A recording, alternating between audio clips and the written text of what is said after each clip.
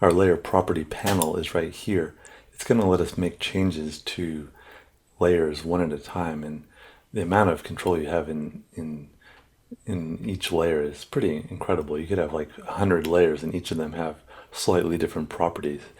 I mean, that'd be a lot of work, but you could do it if you needed to. So let's see what kind of changes we can make. Let's just put down some colored lines first. Any colors will do. And right now our expression color is in color because that's how we set up our canvas. If I change this though, I can make these monochrome, for example, which will make everything either black or white. And basically that line that was right here was too close to white, so it just vanished pretty much. And it's still there if we make the paper transparent, but it's just white, so you can't see it on a white background. If I undo that, actually, you have two expression colors and they're both activated on here, but you can also limit it to just your black colors by double clicking the black or just your whites. And it looks like everything's gone, but again, that one has remained. So I think the initial configuration is to have both of these selected. And you can do the same thing with gray. So initially they're both selected. You could give preference to the dark or the light. And you can't see anything with this light one, but again, they're still there. And you can barely see this. I'm gonna actually put another layer in between these. And I'm gonna paint it a very dark blue. So this will make this gray tone layer a little clearer because these are almost transparent. They're very, very thin. So that is the when the expression is on gray. And again, you have color as well. So you can play around with that.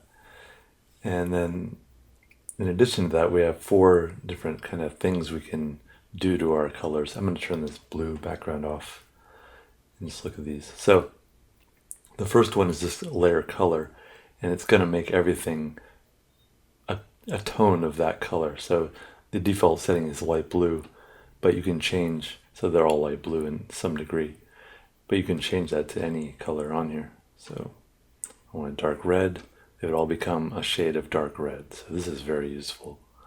And if you unclick it, they'll return to their original colors.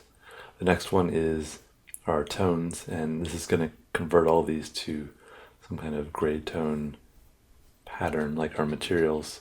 If you zoom in, you can see, and you can adjust what's actually being used, all your tone items, and you can change the density and thickness and so on. So you can tweak this how you like. And then I'm going to undo that and restore it to color. The next option is extract line, and that's going to basically take out all the contents and just leave the edge, and it's going to be a black line. So let's see. And that's all that remains.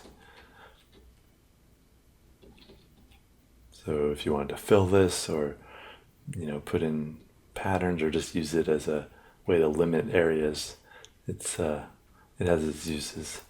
And then finally, I'm going to turn that off. The final one is border effect, and that is going to, similar to what I showed you earlier, it's going to allow us to give like either a watercolor to the edge or just a line. And you have 2 options. The first one is just called edge, and you can't see it right now because it's set to white. But if I change the color, edge color, I can make it, for example, black.